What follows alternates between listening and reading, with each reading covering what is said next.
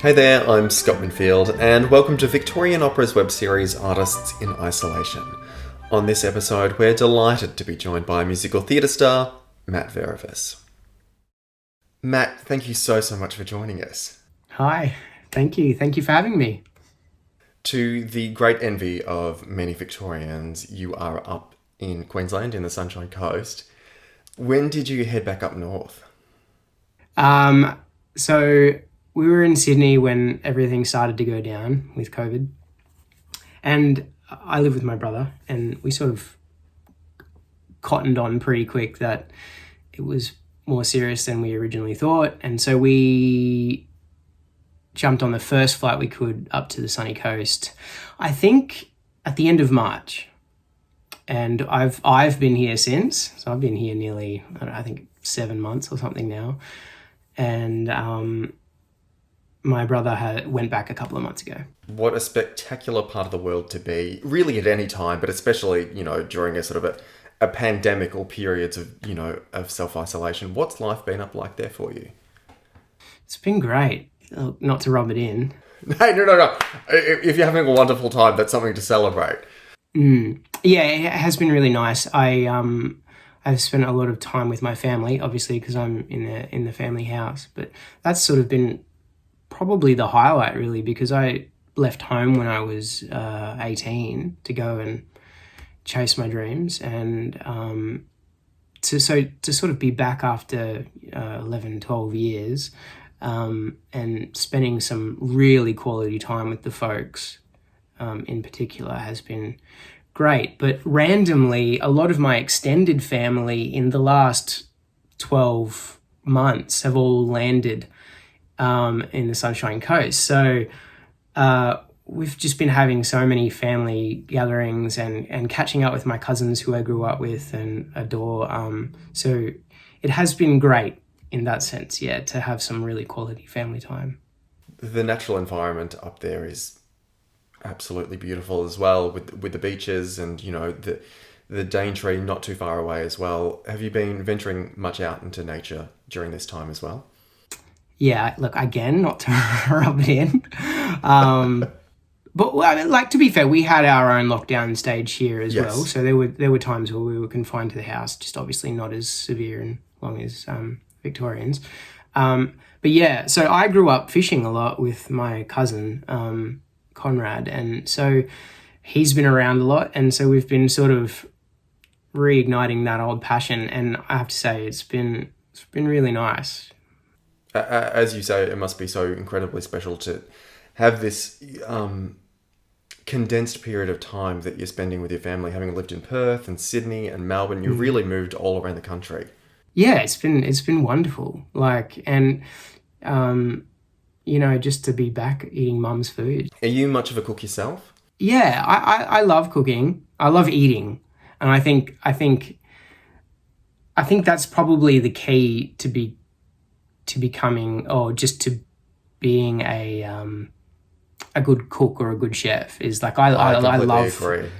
I love food. So I'm always in the kitchen with mum going, oh, what if we chuck this in and what if we chuck that in? I'm not very good with recipes, but I sort of love to wing it. What sort of stuff have you guys been making together, or, just individually? We've been doing a lot of cauliflower-based recipes because we're not exercising. We weren't exercising as much at the start. So to cut down on the carbs, we were getting really inventive with our cauliflower. And so we were doing cauliflower gnocchi. Oh, really? Cauliflower rice. Wow. Yeah. The options are limitless. I didn't know you could do a gnocchi with cauliflower. Yes, and it's spectacular. I honestly, I will go as far as saying it tastes better than normal gnocchi. The Italians are going to lynch me, but is it lighter? Yeah, it's light and fluffy, and it's not heavy, and it tastes exactly the same. It's got a bit of flour in there, to be fair, but honestly, it's life-changing. You've been working on an EP this year. Tell us about that process. When I got here, I sort of thought, and got the inkling that COVID was going to be around and, put the nail in the coffin of the industry for a while, I thought, well, I want to come out the other side of this with something to show for it. And I've been talking, and my friends will vouch for this, I've been talking about doing an EP and original music for years. I just have never found the time. And so it's been great. So I got here and I sat down and I looked at the songs I had and I just thought, no, I'm just going to write from scratch. And that's what I've done. And so we are currently, I've got 2 more to record. Oh, wow. Of 6. And then so begins the mixing process. But I've been doing it with a friend who's got a studio in Toowoomba, which is a couple of hours away from here. And it's been a great process and something I'm really thankful for from this time.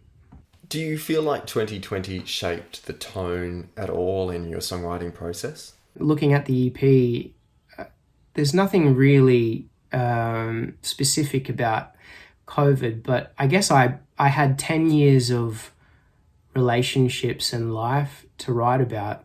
So I had a lot to say, and I finally just had the time to put it down and put the hours in to rewrite, cut, rewrite, in the bin, and finally got to a place where I'm like, yeah, I think this is a good place for a debut EP to be. Tell us about the process of writing a song and arriving at a point where you're happy with the product to then record it. Usually it's when I don't hate it and I can put it to bed for a while and come back to it and revisit and go, no, still don't hate it.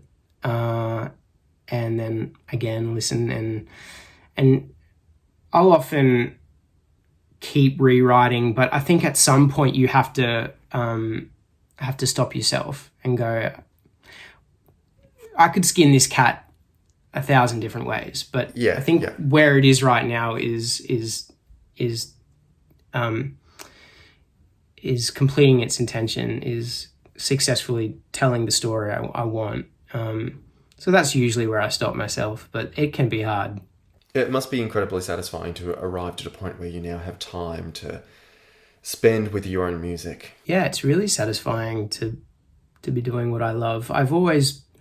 Songwriting for me has always been something I've done on the side because theatre has always been the discipline that I trained in and something I've always wanted to achieve. But songwriting, again, as on the side, has always given me a lot of joy. And I guess I just arrived at a point where I thought, okay, well, there's enough talking about this now, and let's just get this out there. There's no harm. And when do you expect to release it? I'm hoping to have it out before Christmas. Yeah. Okay, awesome. There's a few things to do, a lot of things to do. But yeah, I'm really excited, and I feel like it's a nice way for me to put a button on this year, to walk away with something to show for it. Many audiences will remember you from Victorian Opera's 2019 production of A Little Night Music. Yeah. What are your memories of that production? Oh, I have so many memories from that production. I have a few distinct ones. I remember the first time we were doing a music call and with Phoebe, and I was sitting next to Eliza, who played Anne, and my love interest in the show. And I don't think I'd worked with anyone in that cast. I knew how good the cast was. I was hip to that fact going in that we had a stellar cast.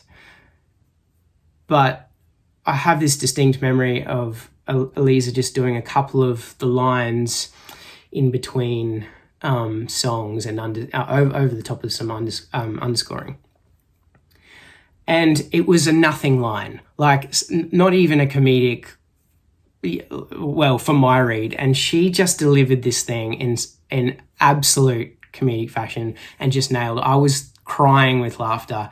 And it was from that point that I was like, okay, we've barely started, and this cast is on fire. And they were, Eliza was incredible as Anne, and everyone else, it was a true blessing to be a part of that show. And it's a masterpiece, I think. It truly, truly, truly is. Stuart said in rehearsals, this is a show that speaks perfectly to the human condition. And for me, I didn't realise... I knew the piece relatively well, through the auditions and having studied music theatre for many years. But it's not until you're in the rehearsal room and then living the show that you realise just what a masterpiece it is, and how poignant it is, and what a genius Sondheim is. You've got a couple of musicals under your belt now that you've performed over the last couple of years. Is there anything on the horizon that you're really itching to perform? I'm very excited about Tommy. Well, I was going to say, we're set to perform the title in Victorian Opera's production of The Who's Tommy this year, which you'll now be performing next year. Yes. What are you most excited about for that production? It's nothing like I've done. And I've always gravitated to the more unusual pieces of theatre. I don't know what it is about it. I just have always been drawn to the more abstract and the more alternative stuff. And so for me sits in that land. And I'm very excited about it because it's unlike anything I've done, and it's a piece about overcoming adversity. And I think it's something we can all relate to this year. Pete Townsend approved you to play the role, and similarly, legendary songwriter Barry Mann approved you to perform the role of him in Beautiful, the Carole King musical. As a huge lover of music, how surreal are moments like that? Well, I actually hadn't thought about that. I actually haven't thought about that in a long time. You put it perfectly. It's a bit surreal, really, and also the biggest tick of approval you could really hope for. If they've seen your work over camera and gone, yeah, that person, then I think you can enter the rehearsal and the show fairly confident that you can trust your instincts. You've led such a versatile career in terms of what you've performed and been involved in over the last few years. What do you anticipate your future looking like? When I left uni, I had a bit of a period where I didn't get any work, and I found it really difficult, and working another job, and I realised that wasn't what I wanted to do. I wanted to perform, and thankfully, for a fair few years now, I've only survived off performing, and it's the happiest I've ever been. And so I think for me, just being able to perform and pay the bills and just get by, for me is what I defined as success, and what I like to strive for. But I think moving forward, I just recently turned 30, and I think for me, I want to continue what I've been doing, which is performing, but I also really want to start becoming a little bit more creative and having a bit more creative control. So whether that's in my music or if that's, writing a show or something like that, I'm not saying that's what I wanted to do, but I think having more creative license and control is something I want to take control of in moving forward. I wonder, from a songwriting perspective, you of course performed as Barry Mann in Beautiful.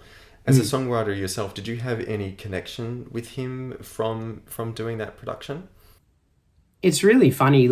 My connection with their music was pretty substantial growing up. You know, my dad was putting records in front of me from a really early age, going, you know, listen to this, listen to this, listen to this. And Barry and Cynthia were in there. You know, I was listening to On Broadway. Of course. You know, Benson doing that since I was 3, you know. So I knew all their songs. I didn't necessarily know that they were the songwriters. So in many ways, Beautiful and playing Barry was a real full circle moment for me. It must have felt like coming home in a certain way. Yeah, definitely. You know, I live in the more contemporary world of music theatre as well. You know, I listen to so much pop music and contemporary music and old school music, you know, from the 50s and so, everything. My head has always been in the music industry. I just never really wanted to be a pop star or anything like that. So, yeah, it was a really special show, and I felt really at home on that stage every night. I never felt uncomfortable. I loved that, walking out into that world. To receive a Helpmann Award for your performance as well must have been the cherry on top of that experience. Yeah, it really was. I mean, I still sort of can't believe that happened. I'm just a boy from Cairns who did a couple of amateur shows and thought this might be a good idea, and so yeah, that was the perfect little cherry on top. But yeah, I'm very grateful.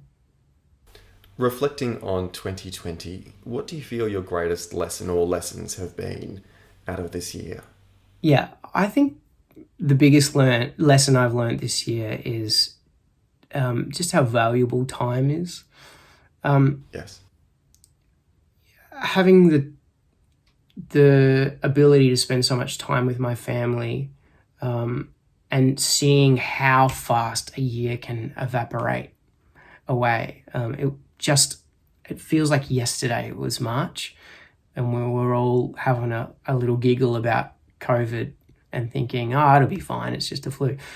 I think I've realised just how valuable time is with loved ones, and putting the time into something you really want to do, and how much time that actually takes. I had no idea how much time it was going to actually take to get my EP done. So I think I'll walk away with more of an appreciation, and I think I'll use my time more wisely. Matt, as our final question, what's the first thing that you'd like to do after all of this time passes? I am itching to get back to Sydney. I mean, I'm really keen to go see a show. I think I've really come to appreciate how much I love theatre, not having it in my life for the last 8 months. So I would say, yeah, going to Sydney, seeing all my friends. I miss all my friends so much. I haven't really seen anyone up here, just family. And going to see the first thing I can. Matt, it's been such a joy to chat. Best of luck with the EP, and please stay safe. Thank you. You too. Thank you for having me. See you later.